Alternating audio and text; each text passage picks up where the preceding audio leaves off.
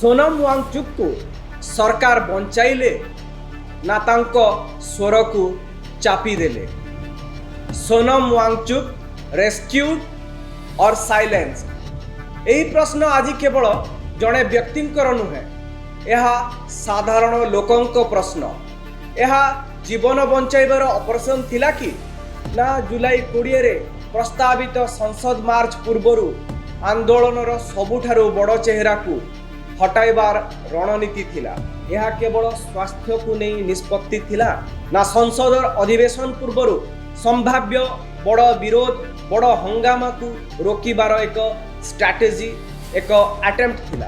धला चादर no camera सकाळुआ operation ए सबु केवल एक संजोग थिला ना यह पछरे आउ किछि उद्देश्य रही। सोनम को सतरे बंचाई दिया गला कि ना तांको स्वर को चापी दिया गला। सरकार जहा कले सेटा आईन अनुसार ठीक थिला कि ना लोकतंत्रर आस्था को लोकतंत्रर आत्मा को प्रश्न करुथुवा एक घटना थिला। सकाळु सकाळु दिल्लीर जंतर मंतर रु एक एभली वीडियो एभली दृश्य सामना को आसिला जहा देखी अनेकंक मनरे गोटिए प्रश्न उठिथिला।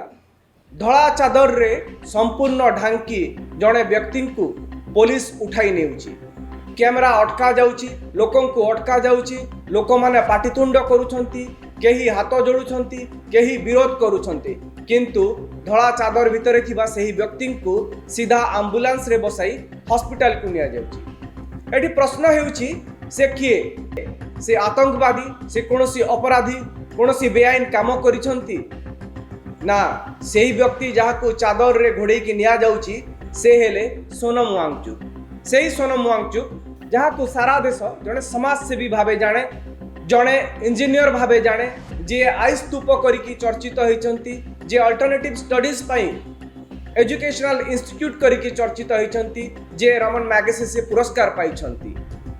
एवं सेही सोनम वांगचुक जी गत 21 दिन धरी छात्र छात्री प्रसंग रे छात्र छात्री हक पाई आमरण अनशन रे बसिथिले। एही देश रे धला चादर साधारणतः दुईटी परिस्थिति रे देखा जाए। गोटिए जेतेबेले जनकर मृत्यु होइथाए आ द्वितीयटी जेतेबेले व्यवस्था चाहे जे जीवित मनीष को केही देखिबाकू न पारंतु, सिस्टमेटिक अटेम्प्ट कुहा जाई परिबो।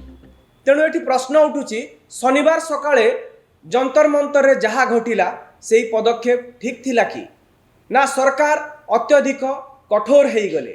गत 21 दिन धरी सोनम वांगचुक प्राय केवल पानी पी अनशन रे थिले, काहाकू किछि न जाने, किंतु तांकू सकाळु उठाई निया गला। धला चादर रे संपूर्ण ढांकी सीधा सफदरजंग हॉस्पिटल को निया गला। आ सबुठो बड़ कथा हैला जे व्यक्ति सह कथा हेबा पई सरकार पाखरे 21 दिन मध्य 5 मिनिट समय मिली नथिला। सेही व्यक्ति को उठाइबा पई शह शह पुलिस पारामिलिटरी फोर्स एवं व्यापक सुरक्षा बल भितरे तांकू सेही अनशन स्थलरू टेकी निया गला। एवं एठारू देश दुईटी भागरे विभक्त हैला। एही घटना परे दुई प्रकार मत आसिला। गोटिए पक्ष कहउछंती दिल्ली पुलिस ठीक करिछि, कोर्ट को निर्देश पालन करिछि, जड़े मनीषर जीवन बंचाई।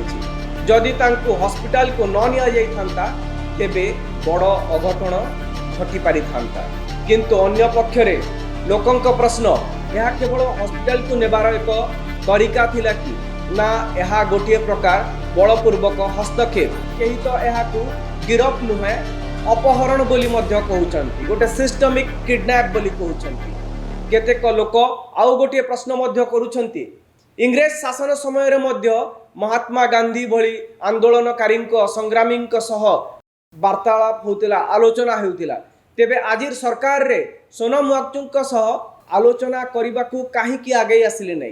तेबे आजिर दिन रे जोठी गणतंत्र अछि सेठी सरकार सोनम को सह आलोचना करिया पे काहीकि आगकू आसिलेनी। एही प्रश्न आजि केवल विरोधींकर नुहे, साधारण लोकंक मनरे मध्य एभली प्रश्न उंकी मारुछि। केते जण पचारि पारुछंती सेटा भिन्न कथा।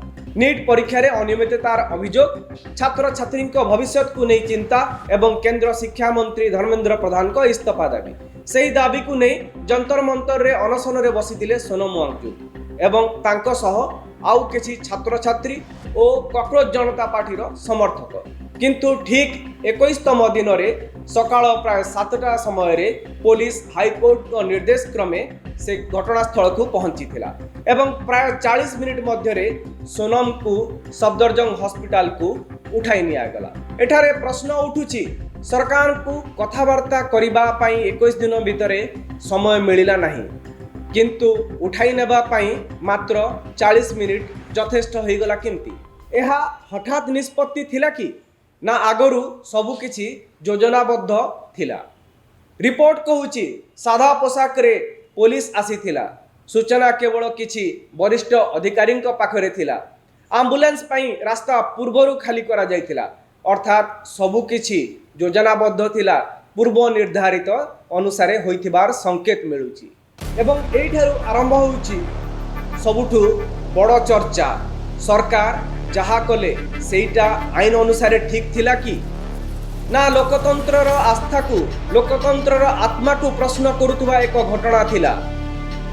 एबे प्रथमे सुनिबा जे सरकार एवं पुलिस रो पक्ष कौन पूरा घटना को लेकिन दुईटी पक्ष आसुची कारण प्रत्येक कहानी रो दुईटी दिग थाए जो माने पुलिस रो एही पदक्षेप को समर्थन करूछंती सेमानकर युक्ति बहुत सिंपल बहुत सरल धरंतु आपणक घरर जड़े सदस्य रागी की खाइबा छाड़ी देले गोटे दिन दुई दिन तीन दिन गोटे दुई दिन धरिकी आपण तांको बुझाइबे किंतु जेते बेले से उठिबाकू मध्य सक्षम रहिबे नाही सक्षम हेबे नाही सेते बेले आपण कोन करिवे तांको हॉस्पिटल नेबे ना तांको जीत पूर्ण करिवे पुलिस रा कहबा कथा सोनम को स्वास्थ्य गुरुतर होई पड़िथिला तांको ओजन अनेक ह्रास पाई सारिथिला ब्लड सुगर और बॉडी रो अन्य पैरामीटर रे मध्य फ्लक्चुएट हेतिबार डाक्टर पाखरे प्रमाण थिला डाक्टर माने विपदर सतर्क संकेत दे सारिथिले हाईकोर्ट मध्य कहिथिले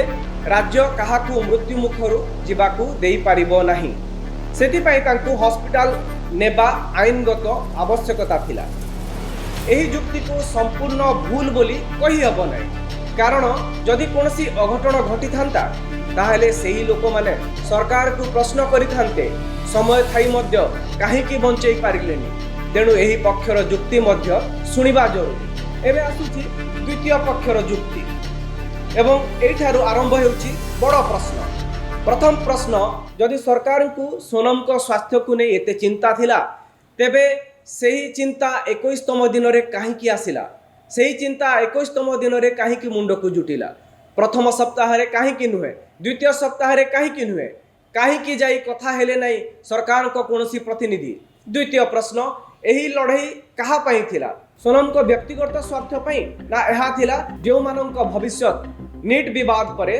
प्रश्नवाची होई पड़िथिला तेबे सही दाबी उपरे सरकार को संलाप बा सरकार को आलोचना सरकार काहेकि आलोचना कले नाही आ तृतीय प्रश्न इंग्रेज शासन समय मध्य आंदोलनकारी सह आलोचना होइथिला आज स्वाधीन भारत रे गोटे बैठक मध्य काहेकि होई परिला नाही लोकतंत्र रे वार्तालाप आलोचना डिस्कशन सबुठारु बड़ अस्त्र तेबे सही अस्त्र व्यवहार करिबा बदल रे प्रशासनिक कल प्रशासनिक शक्ति को व्यवहार करिबा युक्तियुक्त थिला कि एही प्रश्न गुड़िकर उत्तर आज मध्य एजाई मध्य स्पष्ट नुहे आ गोटे संजोग आपण माने कहि परिबे जहाकू नहीं राजनीतिक चर्चा मध्य आरंभ हो जाइछि सोनम पूर्वरु घोषणा करि सारथिले चेतावनी दे सारथिले कहा जाय परिबो जुलाई 20 रे जंतर मंतर रु संसद पर्यंत पदयात्रा होई थांता परिवार थिला एबे मध्य अभिजीत दीपके जे सीजेपी रो मुख्य से कहउछंती जे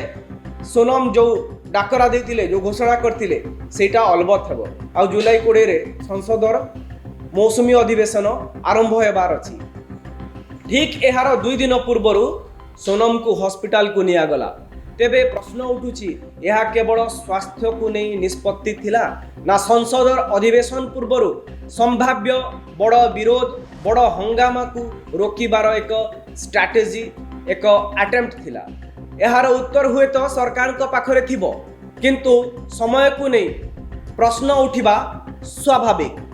समय अर्थात एठी टाइमिंग कथा को आ जाउची।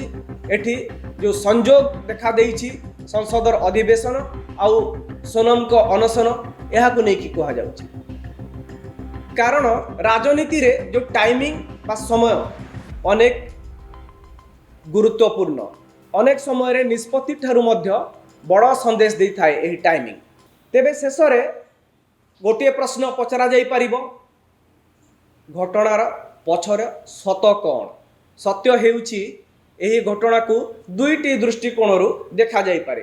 प्रथम आईनगत दृष्टिरू जदि जड़े मनुष्यर जीवन विपदरे थाए तांकु बंचाइबा सरकार का दायित्व, सही दृष्टि पुलिस पदक्षेप ठीक बोली कहा जाई पारे।